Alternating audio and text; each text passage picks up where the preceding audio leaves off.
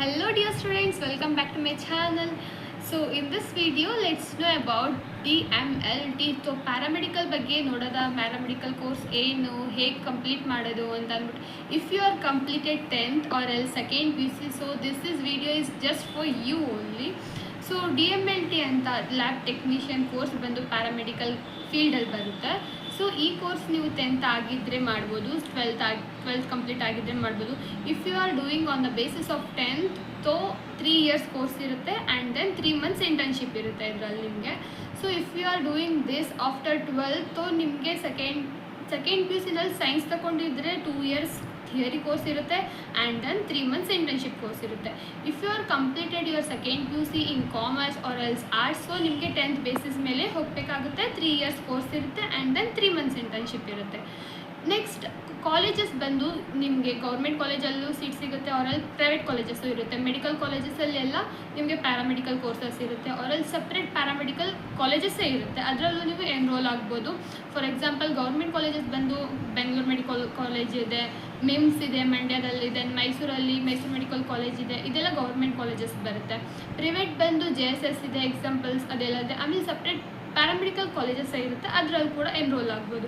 So government seats ಸಿಗುತ್ತೆ ನಿಮಗೆ through ಗೌರ್ಮೆಂಟಿಂದ. ಆ್ಯಂಡ್ ದೆನ್ ಪ್ರೈವೇಟಲ್ಲೂ ನಾರ್ಮಲಿ ಡೊನೇಷನ್ ಹೇಗಿರುತ್ತೆ, ಮ್ಯಾನೇಜ್ಮೆಂಟ್ ಸೀಟ್ಸ್ ಅದೆಲ್ಲ ಇರುತ್ತೆ.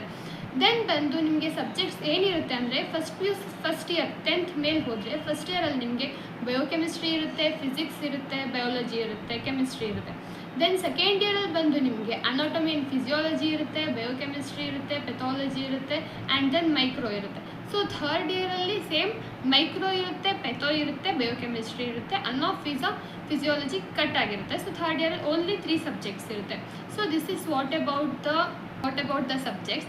ಆ್ಯಂಡ್ ದೆನ್ ಫೀಸ್ ಸ್ಟ್ರಕ್ಚರ್ ಬಂದು ನಿಮಗೆ ಗೌರ್ಮೆಂಟ್ ಕಾಲೇಜಸಲ್ಲಿ 5,000 to 10,000 ತನಕ ಇರುತ್ತೆ per year, rather than other exam fees and all.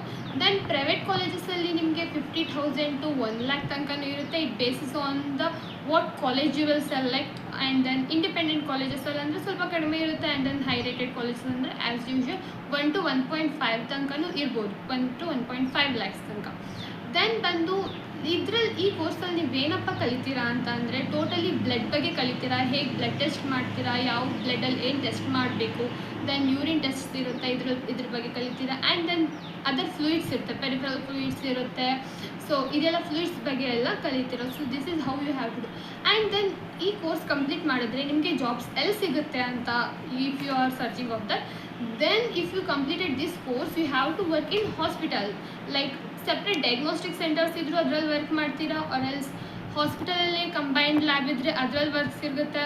So this is how where you have to work totally in lab. So this is total about DMLT. If you want to know how to apply in governmental ಹೇಗೆ apply ಮಾಡಬೇಕು ಅಂತ ನೋಡೋದಾದರೆ, so wait for our next video, we will be uploading soon.